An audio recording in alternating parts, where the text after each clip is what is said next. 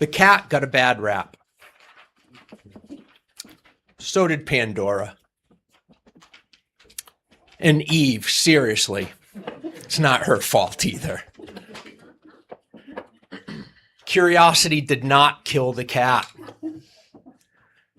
Actually, believing that it had more than one life might have, but it wasn't curiosity. And curiosity is not responsible for Pandora unleashing all the hordes of all the evil things into the world. Remember, she also found hope in the box. And curiosity did not make Eve have the forbidden fruit.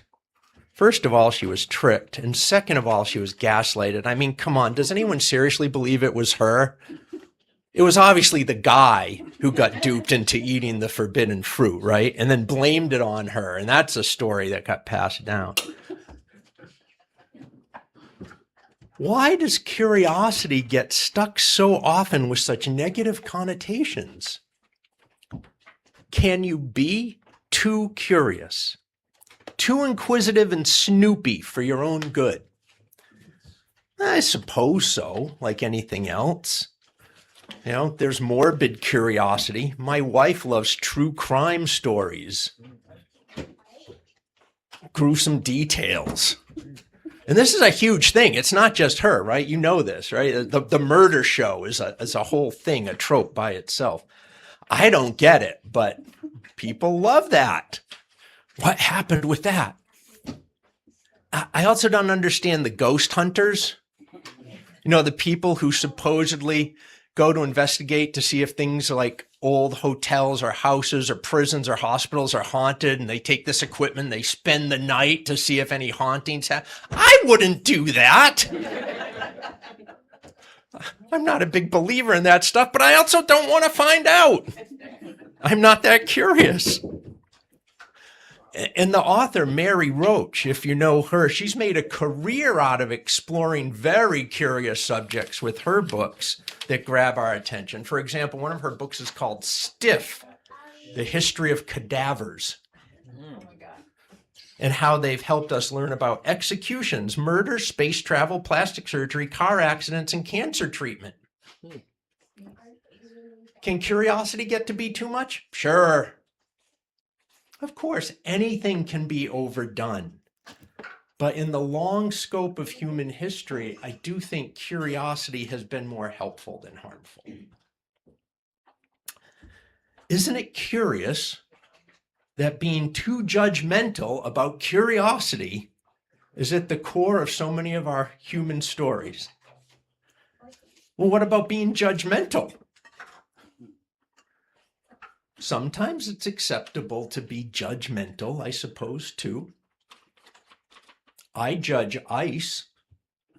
I call them evil because they intentionally cause undue harm and needlessly are violent to people, even to the point of murder. And they're callous about people's basic humanity and don't treat people with dignity and respect.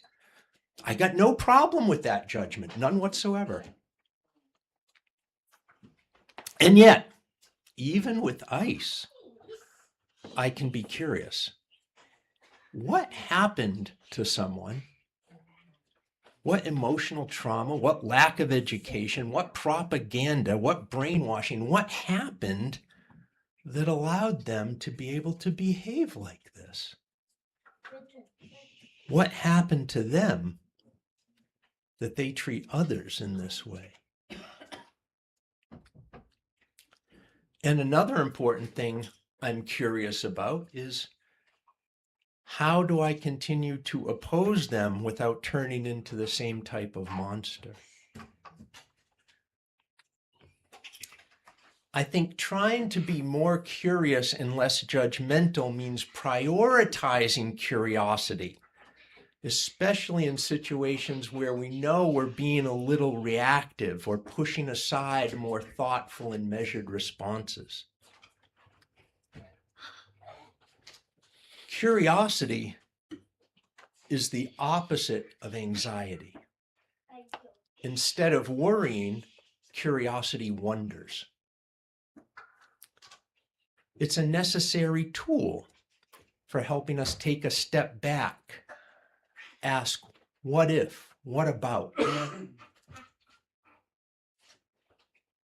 What if, what about? What if we were more curious in various different ways?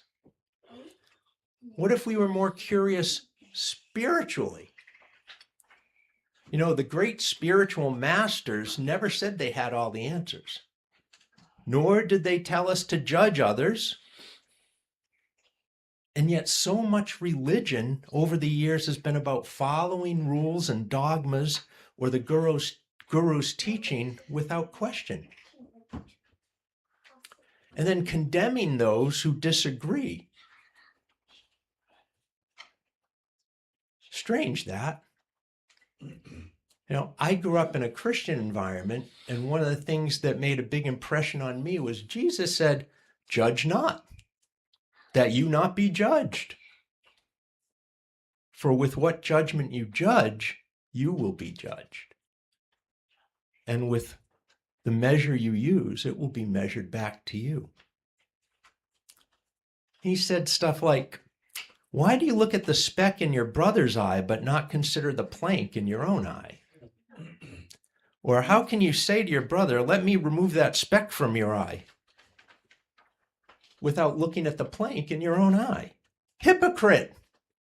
First remove the plank from your eye, then worry about a speck in someone else's eye." It's not that we can't ever judge anything, but let's bring some curiosity and wisdom to the judgment. And above all, don't be a hypocrite. Don't hold others to judgments that you aren't willing to apply to yourself. For Jesus, the key to the spiritual life had nothing to do with judgment.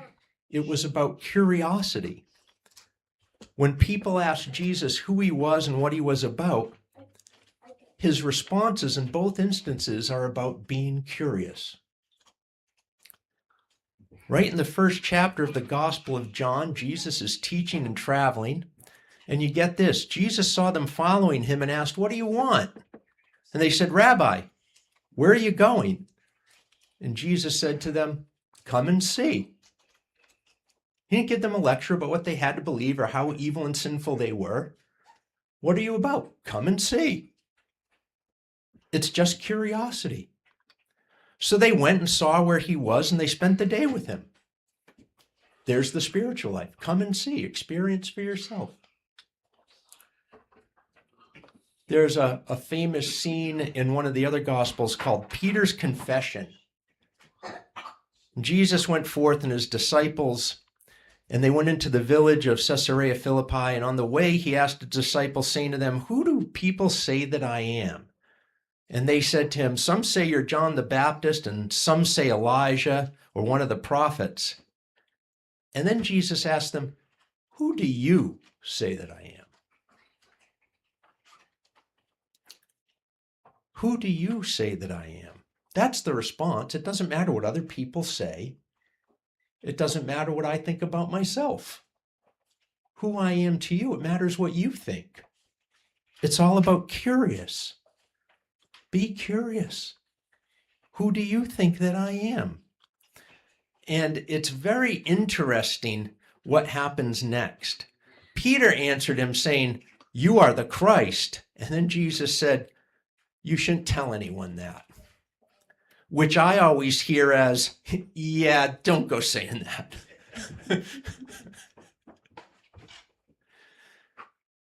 It's fascinating. The spiritual life is about being curious. The Buddha was the exact same way. "Verify for yourself," said the Buddha to his followers, "whether what I teach corresponds with the truth." In Sanskrit, this is all one word. Epiphysisko, come and see. Come and see. It's the same answer from both teachers. Come and see. See for yourself. Do not take my word for it. Does what I teach match your experience, your practice, your life, what you see in the world around you? That's the spiritual wisdom. Come and see, investigate what seems true to you. What if we were just a little bit more curious spiritually? What if we were a bit more curious with our legal system? We're all about judgment. What if our legal system was at least as much about curiosity as it was judgment? Because our legal system is adversarial. It's all about winning your case, getting someone to believe, the judge or the jury, getting them to believe your version of the story. Doesn't matter what the actual story is. It's, do they believe your version? Do you win? Because whoever wins gets the judgment. What if the system was genuinely interested in actually finding out what the actual truth was? How curious might we be? And being that curious, how much more just and fair and equitable might the judgments of the system be? Maybe we'd be more curious about healing both those hurt by crime and the criminal. What if we were more curious emotionally? What if we stopped a bit more and tried to figure out how we're actually really feeling? I think one thing we'd learn over and over again is that when we are at our most judgmental, we're usually scared or angry or both. Curiosity takes courage. And when we're scared and angry, we tend to ignore being curious. And when we ignore curiosity, we don't think as critically. And that's why the authoritarian playbook is to weaponize fear. This is why fascists manufacture frightful enemies for us to be afraid of. They turn minority groups without any institutional power, from whom there is nothing to fear, into horrible, scary monsters. And doesn't life provide us enough to actually worry about than to worry about manufactured enemies and monsters we don't need to be worried about? It's exactly what's playing out right now in our culture. In her 2016 book, Conflict is Not Abuse, Sarah Schulman says, at many levels of human interaction, there is an opportunity to conflate discomfort with threat, to mistake internal anxiety for an external danger, and in turn to escalate rather than resolve conflict. Fear causes us to overreact, and the overreacting makes things worse. Jen Pikuchi says, curiosity is the key to letting go of judgment. The bottom line is that judgments are assumptions, not truths.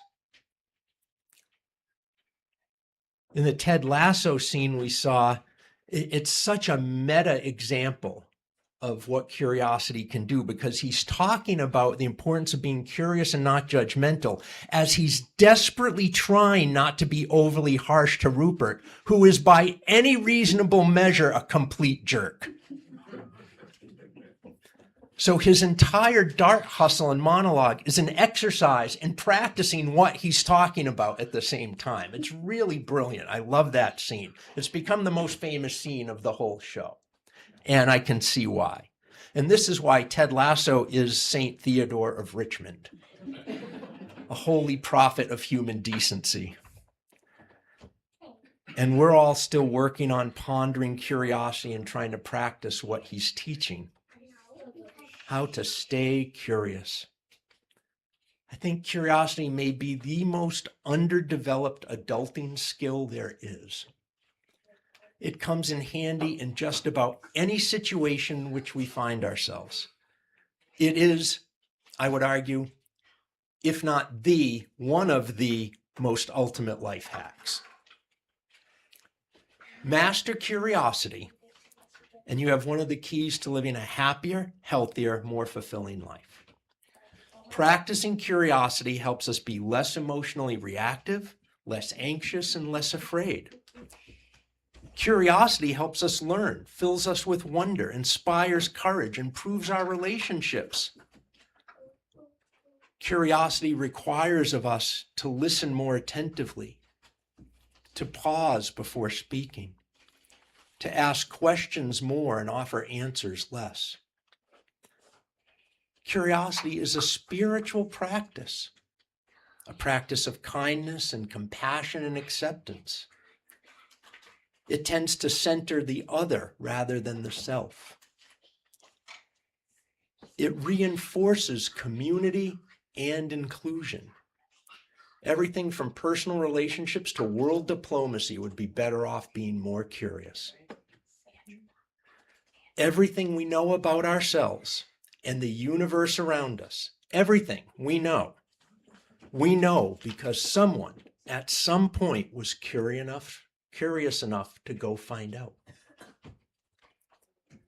So let us continue that legacy and stop scapegoating cats, Pandora, and Eve.